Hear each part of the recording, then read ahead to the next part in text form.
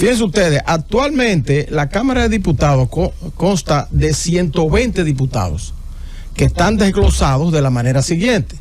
Son 178 diputados que se eligen por las circunscripciones del país, de toda la geografía nacional, a razón, de acuerdo a la constitución anterior, será por habitante, pero voy a seguir. 190, 178 se escogen por las circunscripciones, 7 se escogen representando las circunscripciones en el exterior y 5 son diputados nacionales. Por todos son 190. Antes de la modificación de la Constitución del 2010, la forma de determinar el número de diputados en la República Dominicana era por población. Y decía esa Constitución que por cada 50,000 habitantes o fracción de 25,000 debería haber un diputado, manteniendo siempre que el mínimo de diputados que debe tener una provincia sean 2. Esto para proteger las provincias de menor población, las que tuviesen menos de 50,000 habitantes. Entonces, en ese aspecto se determinaba por la población el número de diputados. Eso era antes del 2010. Eso llegó a 178 por circunscripción, como dije, y los otros distribuidos entre los nacionales y las circunscripciones en el exterior. Bueno, en el 2010 se modificó ese sistema y se estableció que los diputados por circunscripciones se congelaban en 178 y que la densidad poblacional de cada provincia determinaba el número de diputados. Fíjense ustedes que se quitó lo de 50,000 habitantes por diputados. Eso quiere decir que se congeló el número de diputados en la modificación del 2010. Pero ¿qué ocurrió? Que se dejó la palabra densidad poblacional. Entonces, la Junta Central Electoral, a partir de ahí, comenzó a calcular el número de diputados que debían haber en el país partiendo primero del congelamiento de 178, pero partiendo de la densidad poblacional de cada provincia. Entonces, ¿qué ocurrió? Que las provincias que iban creciendo más, iban sustrayéndole diputados a las que crecían menos. Y en ese aspecto, por ejemplo, la provincia de Altagracia, que ha sido una de las que más ha crecido históricamente en el país, se llenó de diputados, porque hacia allí emigran, por el asunto del turismo, emigran muchos trabajadores de otras provincias. Por ejemplo, San Juan de la Maguana redujo su cantidad de diputados. Y otras provincias, creo que San Cristóbal también redujo, y aumentaron los diputados, San Juan de la capital de la República, Santiago y la provincia de Altagracia. Y la provincia de Santo Domingo. Bueno, y la provincia de Santo Domingo aumentó también, ¿verdad? Sí. Efectivamente, porque recibe una gran cantidad de inmigrantes. Entonces, si se deja actualmente, por ejemplo, el presidente manifestó su intención de proponer en la reforma constitucional la reducción del número de diputados.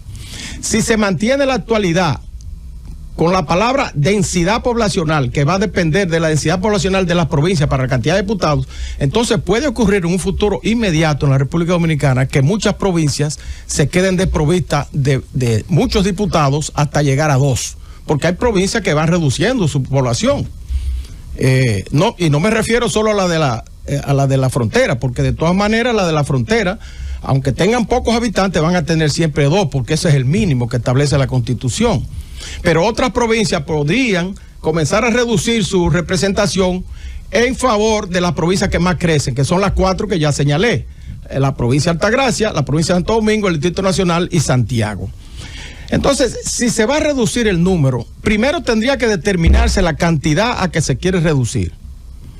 Si son 100 diputados, ok, vamos a tener 100 diputados. Y a partir de ahí, entonces, eliminarle a la Constitución la parte que dice que esos diputados se distribuirán de acuerdo a la densidad poblacional para evitar que haya succión de diputados de una provincia a otra.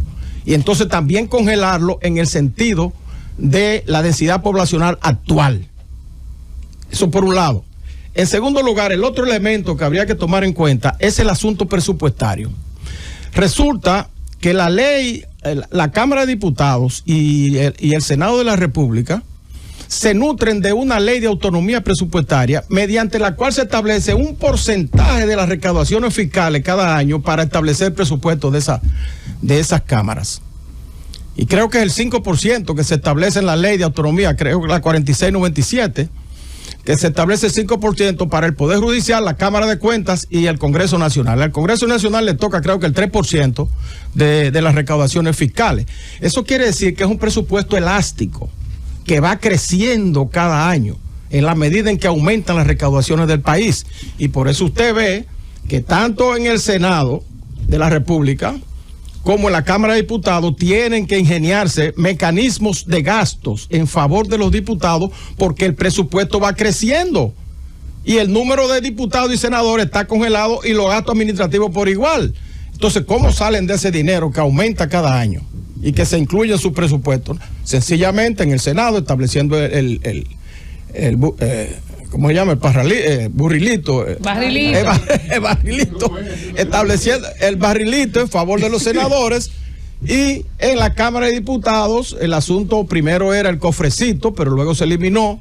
Y ahora lo que hay es que cada vez que viene la Semana Santa hay que darle para la habichuela con dulce. Cada vez que viene la Navidad hay que darle para la Navidad, para el Día de las Madres, para salir de esa cantidad de dinero que se va acumulando todos los años.